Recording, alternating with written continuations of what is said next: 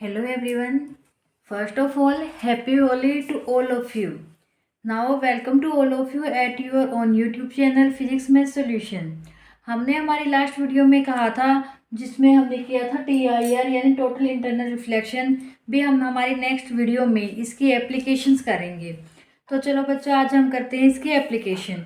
और इसकी एप्लीकेशन शुरू करने से पहले एक बार हमारे चैनल को लाइक कर दीजिए और सब्सक्राइब कीजिए। चलिए आज हम करते हैं टोटल इंटरनल रिफ्लेक्शन की एप्लीकेशंस। ये टॉपिक बच्चों बहुत इंपॉर्टेंट है, इसे बहुत अच्छे से कर लेना आप लोग। इसकी एप्लीकेशन 3 एप्लीकेशन है बच्चों इसकी मेन, और वही हम करेंगे। फर्स्ट है हमारा ब्रिलियंस ऑफ डायमंड। क्या है? Brilliance of diamond. Brilliance of diamond हमने हमारी लास्ट वीडियो में किया था। क्या किया था हमने हमारी लास्ट वीडियो में? किया था डायमंड का रिफ्रैक्टिव इंडेक्स और उसका क्रिटिकल एंगल कितना होता है। कितना बताया था बच्चों रिफ्रैक्टिव इंडेक्स मैंने? इसका रिफ्रैक्टिव इंडेक्स मैंने आप लोगों को बताया था 2.4, और जो इसका क्रिटिकल एंगल था वो कितना बताया था मैंने आप लोगों को? वो बताया था मैंने इसका 24। यही बताया था ना बच्चों। अब इसमें हमने क्या करना है? ब्रिलियंस ऑफ डायमंड में मैंने आप लोगों को कल भी एक छोटा सा पॉइंट बताया था। मान लीजिए हमारे पास सेम साइज का सेम शेप का एक डायमंड का टुकड़ा है और एक कांच का टुकड़ा है, लेकिन चमक फिर भी दोनों देखने में बिल्कुल सेम है। हमें बिल्कुल भी ये नहीं पता लग रहा भी अलग है कैसे है, लेकिन फिर भी जो डायमंड का पीस होगा उसमें चमक ज़्यादा होगी एज कम्पेयर टू गिलास के पीस में। ऐसा क्यों होता है? ऐसा होता है इसी वजह से। क्योंकि जो डायमंड का क्रिटिकल एंगल है वो बहुत ही कम है, तो उसका जो हमारा क्या है ये ओवरऑल क्या होगा, इसमें जल्दी से टोटल इंटरनल रिफ्लेक्शन हो जाएगा। तो जो टोटल इंटरनल रिफ्लेक्शन होगा इसी की वजह से क्या होता है, डायमंड में बहुत ज़्यादा चमक होती है। चलिए बच्चों, आपने एक फॉर्मूला किया था कल। क्या किया था? ये किया था ना हमने। ये किसके बराबर आया था? ये हमारा आया था इज इक्वल टू साइन आई सी, यानी जो हमारा क्रिटिकल एंगल था। क्या था? क्रिटिकल एंगल था। वो किसके इक्वल आया था? वो आया था refractive index of medium 2 with respect to medium 1, that's mean μ2 divide by μ1। कल आया था ना, हमने किया था ना। ये इसी पर बेस्ड है। कैसे है? चलिए बच्चों मैं आप लोगों को बता देती हूँ। एक छोटा सा एग्जाम्पल लेती हूँ और डायग्राम के साथ मैं आप लोगों को बताती हूँ कैसे है ये। चलिए मान लीजिए यहाँ पर हम ले रहे हैं गिलास के लिए और ये ले रहे हैं डायमंड के लिए। यहाँ से है, ये है इस पे नॉर्मल। ओके बच्चों, जो हमारा ग्लास था उसका क्रिटिकल एंगल कितना था?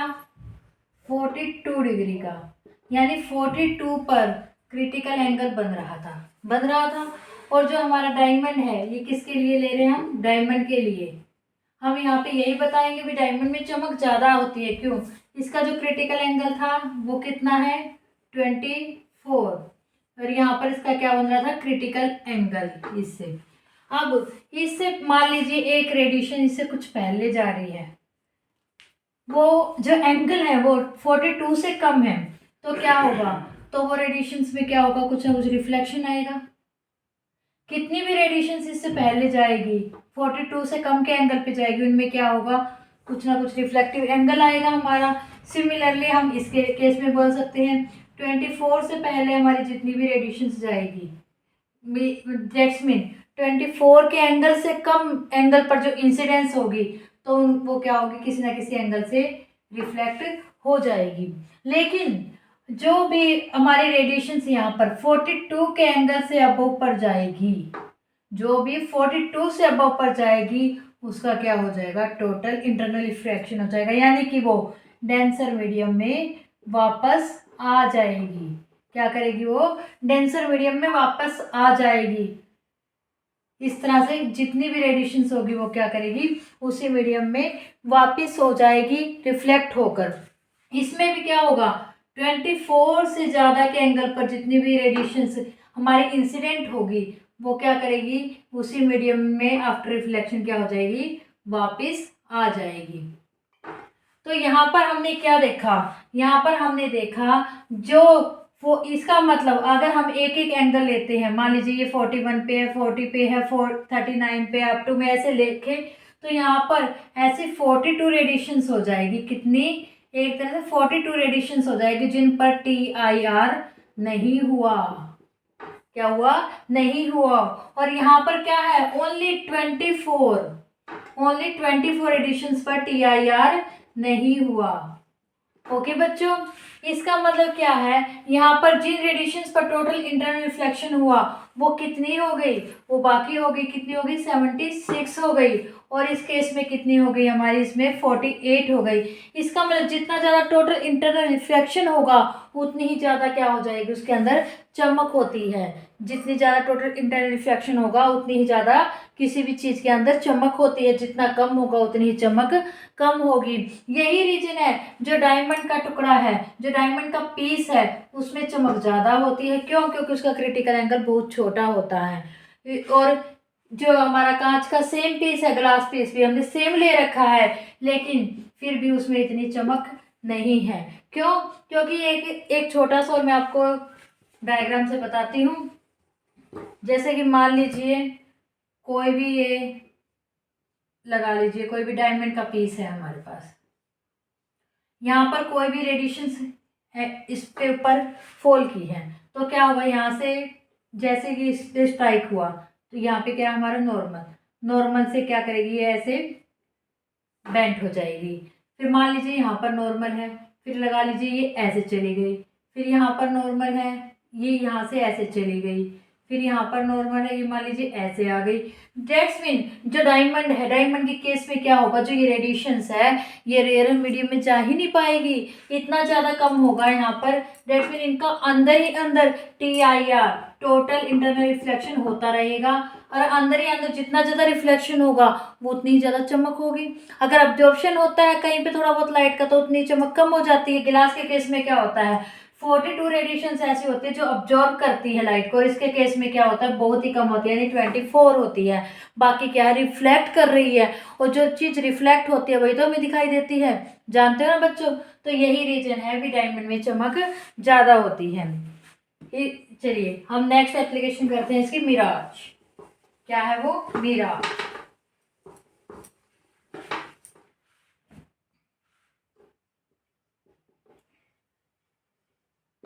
इसमें क्या है बच्चों?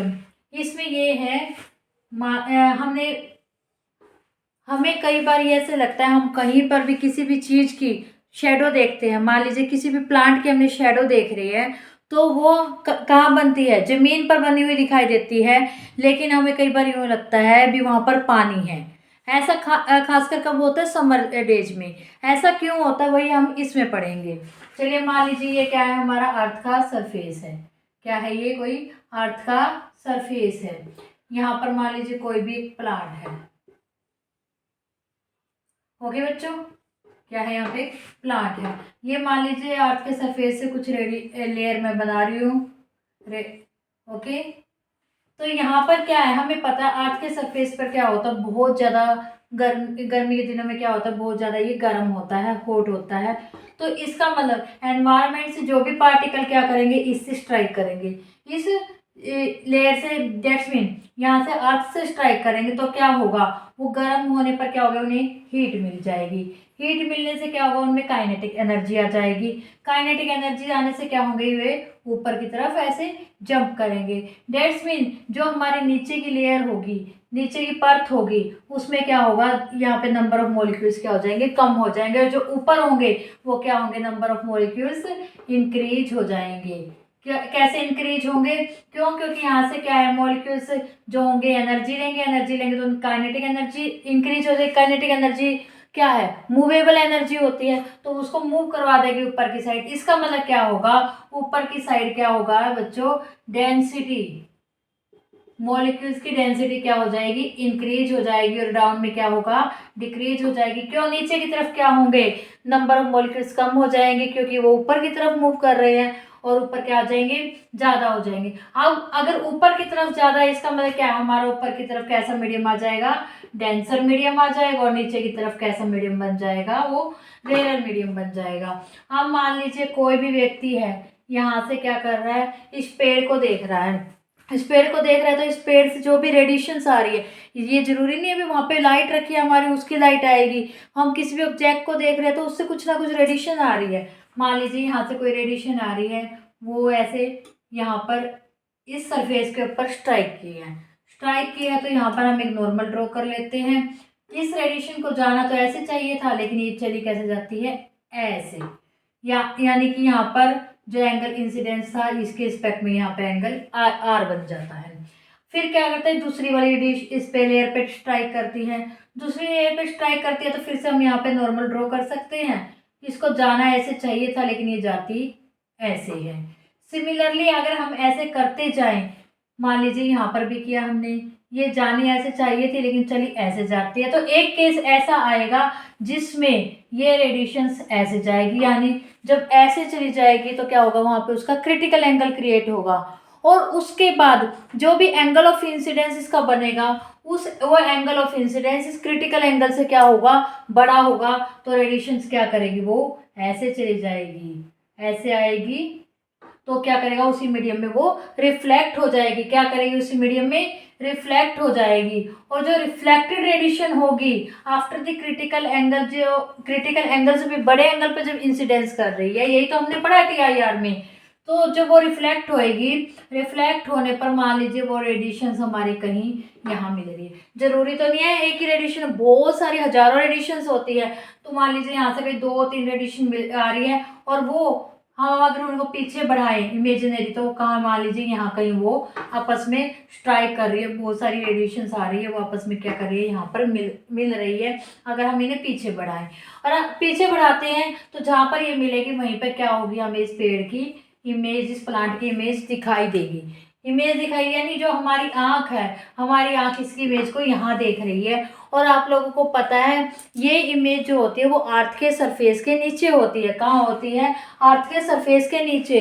तो हमें मोस्टली कहाँ पर दिखाई देती है, जब कोई पेड़ जैसे मान लीजिए किसी तालाब के किनारे है, तो हमें पानी में उसकी इमेज दिखाई देती है ना, वो इन्वर्टेड दिखाई देती है, ऐसे ही मान लीजिए कहीं पर भी हमें कई बार इस बात का इल्यूशन होता है भी, हमें कहीं भी अगर सरफेस पे दिखाई दे रही है, मे भी हो सकता है वहाँ पे पानी है, क्यों, क्योंकि हमारा माइंड इस प्रकार से सेटअप है वहाँ पर कि जो प्लांट है इसकी जो इन्वर्टेड इमेज है वो पानी में ही दिखती है, एक्चुअली में वहाँ पर अगर पानी हो या ना हो, लेकिन हमने अगर उसकी इन्वर्टेड इमेज इस तरह से देख ली तो हमारे माइंड में यही बात आएगी भी यहाँ पर पानी है, जस्ट अ इल्यूशन होता है ये, और कुछ नहीं है बच्चों। और ये भी किस पर बेस्ड हुआ, हमारा टोटल इंटरनल रिफ्लेक्शन पर, ये भी इसकी एक बहुत मेन एप्लीकेशन है। ओके बच्चों, आया आप लोगों को समझ में। चलिए हम इसका थर्ड और मेन पॉइंट करते हैं, जो हमारे एग्जाम में बहुत ज़्यादा इंपॉर्टेंट है, कई बार अकेले ही इस एप्लीकेशन को भी पूछ लेते हैं एग्जाम्स में, कंप्लीट ही इंपॉर्टेंट है वैसे तो, लेकिन जो थर्ड वाला है ये बहुत ज़्यादा है इंपॉर्टेंट। थर्ड है हमारा ऑप्टिकल फाइबर। क्या है, ऑप्टिकल फाइबर। ऑप्टिकल फाइबर में क्या है बच्चों,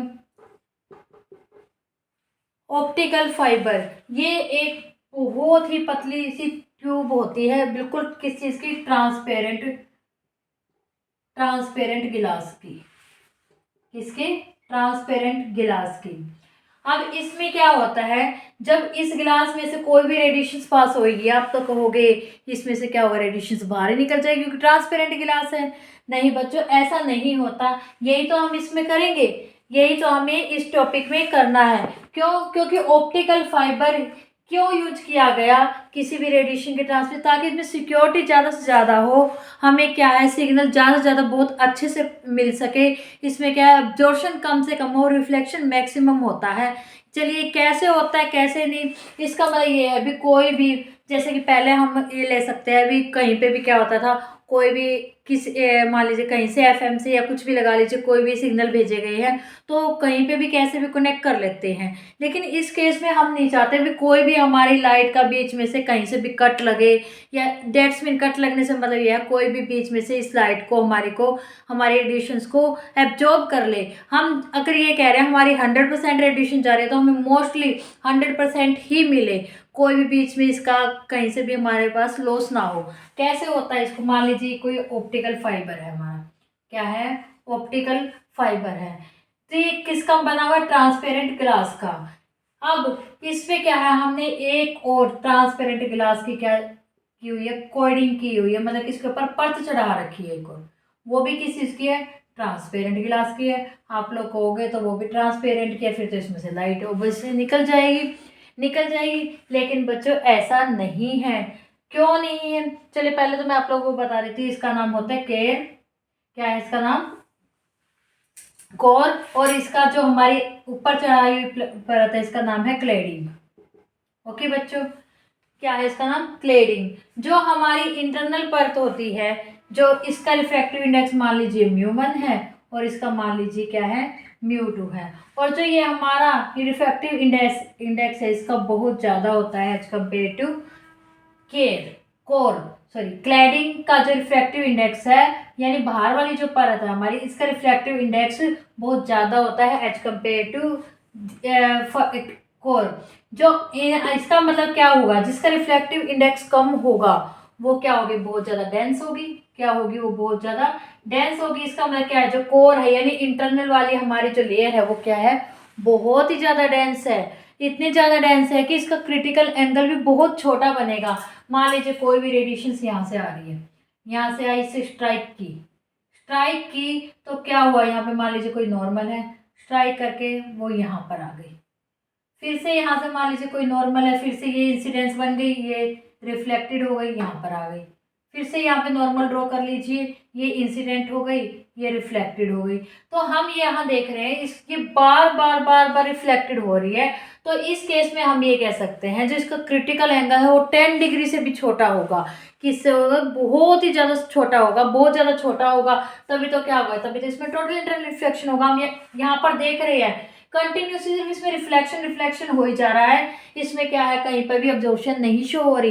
दैट्स मीन ये क्या है, इससे बाहर ही नहीं निकल पा रहा। इससे बाहर नहीं निकल पा रहा तो क्या होगा, यहाँ पर मैक्सिमम क्या होगा, रिफ्लेक्शन ही रिफ्लेक्शन होगा। और अब्जॉर्प्शन क्या होगी, ना के बराबर होगी। क्या होगी? बिल्कुल ना के बराबर होगी। अगर होगी तो कुछ बहुत ही ज़्यादा कम होगी। इतनी ज़्यादा कम होगी जिसे हम इग्नोर कर देते हैं। तो जो भी हमारी लाइट यहाँ से आ रही है, इसके अंदर से आ रही है, सारी रिफ्लेक्ट हो रही है। और यहाँ पर मान लीजिए हमने कोई एक रिसीवर लगा रखा है, तो डायरेक्ट क्या गई, इस रिसीवर के द्वारा इसको रिसीव किया जाएगा। कोई भी बीच में रिसीव इसको यहाँ पर कहीं नहीं कर पाता।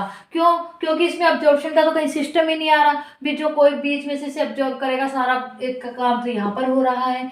तो इस वजह से क्या होगा, इस केस में हमारी क्या होगी, जो रेडिएशन की क्या है, वो सिक्योरिटी ज़्यादा होगी।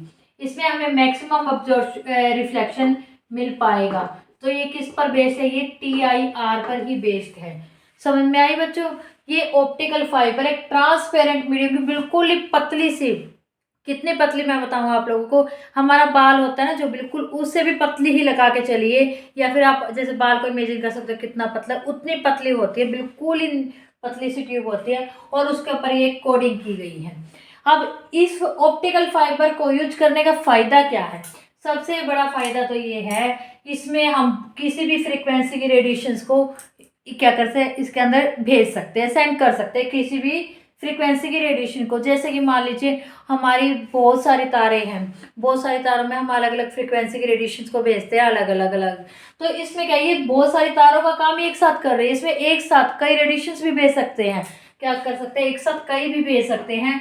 तो सबसे पहला काम हम ये कह सकते हैं, ये बहुत सारी तारों का, वायर्स का काम अकेला कर रहा है, और अकेला कर रहा है। सेकंड, इसका मेन पॉइंट है, इसमें सिक्योरिटी ज़्यादा है। सिक्योरिटी ज़्यादा क्यों है? कहीं पे भी बीच में इसकी अब्जॉर्प्शन नहीं हो रही, कोई रिसीव ही नहीं कर पा रहा। ये लगा लो कहीं से इसका कुछ, हम नॉर्मल भाषा में कहीं बीच में से लाइट को चोरी करना, ऐसा कुछ सिस्टम इसमें हो ही नहीं पा रहा। ये डायरेक्ट कहाँ जा रही है, हमारे रिसीवर के पास ही जा रही है, जहाँ पे हम इसको भेज रहे हैं। नंबर 3, इसमें जैसे कि 100 वायर्स का काम अकेला कर रहा है, तो 100 वायर्स पे क्या बहुत ज़्यादा कॉस्ट पड़ जाती है हमारी। और जो अब अकेला करेगा तो इसमें क्या होगा, ये कॉस्टली भी कम होगा। क्या होगा, ये कॉस्टली भी कम होगा। और हम इसमें क्या कह सकते हैं, कॉस्टली कम होगा तो इसमें जो हमारी वोल्टेज है, जैसे मैंने आप लोगों का अब्जॉर्प्शन हो रही है, ये अगर बीच में कोई ऑब्जर्व कर लेता है, इसका मतलब क्या है, वो वहाँ पर वोल्टेज में कन्वर्ट कर लेता है। लेकिन ऐसा कुछ भी नहीं है। क्यों? क्योंकि बीच में अब्जॉर्प्शन ही नहीं हो रही, अब्जॉर्प्शन नहीं होती, जो हमारी वोल्टेज मिलेगी हमें किसी भी सिग्नल की, वो हमारी वोल्टेज कहाँ पर मिलेगी? हमारे रिसीवर के पास ही जाएगी, रिसीवर ही इसको वोल्टेज में कन्वर्ट करेगा। तो जहाँ से फिर आगे क्या होगी, सारी लाइट्स को सप्लाई किया जाएगा। आई बात समझ में? क्या है, एक तरह से क्या है, बहुत सारी मेन जो पॉइंट है बच्चों यही है, इसका बहुत सारी सिग्नल्स का काम अकेले कर रहा है, इसमें सिक्योरिटी बहुत ज़्यादा है, और क्या है ये हमारे TIR पर बेस्ड है, और रिसीवर के द्वारा ही सिर्फ इसकी वोल्टेज, इसको वोल्टेज में कन्वर्ट किया जाता है, कोई बीच में नहीं कर सकता। आई होप बच्चों आप लोगों को इसकी एप्लीकेशन बहुत अच्छे से समझ में आ गई होगी। अगर आपको हमारी आज की वीडियो पसंद आई तो प्लीज़ हमारे चैनल को लाइक कीजिए, शेयर कीजिए, सब्सक्राइब कीजिए और बेल आइकन को दबाना ना भूलें, ताकि आपको हमारे आने वाली वीडियो के नोटिफिकेशन मिलते रहें। Thank you.